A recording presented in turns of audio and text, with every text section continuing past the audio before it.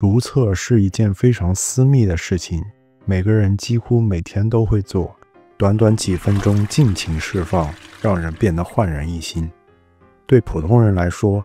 这是最放松、最没有警觉的时候，但对于历史中的王侯将相来说，这往往是最危险的时刻。很多人应该看过知名美剧《权力的游戏》，其中有一幕让观众印象深刻。权倾天下的凯岩城公爵泰温·兰尼斯特居然在厕所拉屎时被小恶魔射死。电影《憨豆特工》中，憨豆先生为了挫败法国商人苏华的阴谋，从城堡下奇臭无比的排粪管道潜入城堡内部。这些情节并非编剧们脑洞大开凭空想象出来的，而是历史中真实发生过的故事。中国历史上第一个死在厕所的人物是晋景公，《左传》记载晋景公如厕陷而卒。这家伙是自己不小心跌落粪坑淹死的，那就罢了，但如果是如厕到一半，突然有刺客杀入，给你致命一击，这又是另一种等级的感觉了。很难说哪一种死法更痛苦，但一定都非常臭。长达1000年的欧洲中世纪，能建得起厕所的只有国王和贵族。参观中世纪城堡时，突出于外墙的那些挂壁厕所很显眼。这些厕所整体悬挂在城墙外侧，下方是下水道滑槽出口，或者通过长长的下水道连接到地面。排泄物会从坑里滑出，直接掉入护城河、壕沟或是墙角，由农民收集起来做肥料。设计者当时的理念是，城堡四周堆积的排泄物臭气熏天，本身就是一种很好的防守。但是这种设计存在缺陷，刺客只要能忍住恶臭，大可以顺着粪坑爬进厕所行刺。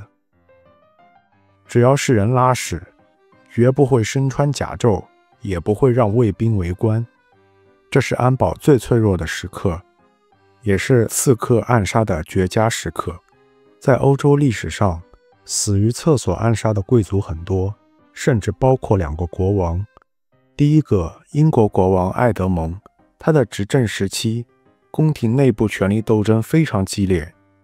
据昂格鲁史记载，1016年的一天，当埃德蒙在私人厕所方便时，刺客早早就藏在坑里，用一把匕首从下往上刺了国王2次，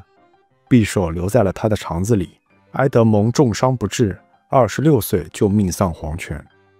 第二个是波西米亚国王瓦茨拉夫3世，这个国王更年轻，只活到了16岁。他在位时期统治只是名义上的，因为10几个强大的领主统治着国王的大片领土。1306年的一天，他在奥洛木科的城堡里上厕所时，突然一只长矛从粪坑里刺出，直接刺穿了下体，导致他当场身亡。刺客至今身份未知。马桶刺客并非西方人独享，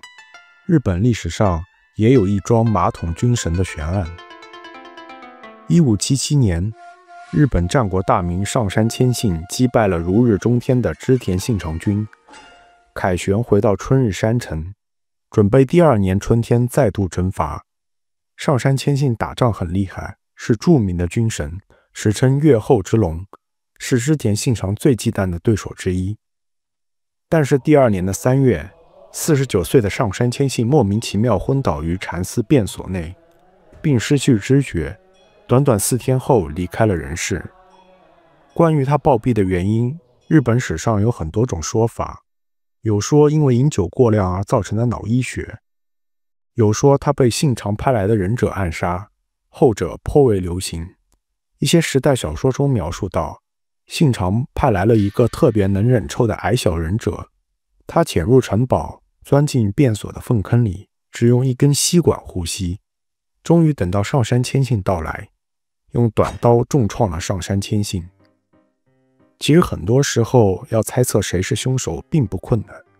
尤其是这些政治人物，衡量的标准就是这个人死后对谁现在或者未来最有利，那么谁就是凶手。当然也不能排除别的对手栽赃陷害。刺客的英语单词 assassin 源于阿拉伯语阿萨辛的音译。阿萨辛派是中世纪最著名的杀手集团，它是伊斯兰教什叶派的分支，其首领哈桑就是金庸在武侠小说《倚天屠龙记》里提到的山中老人。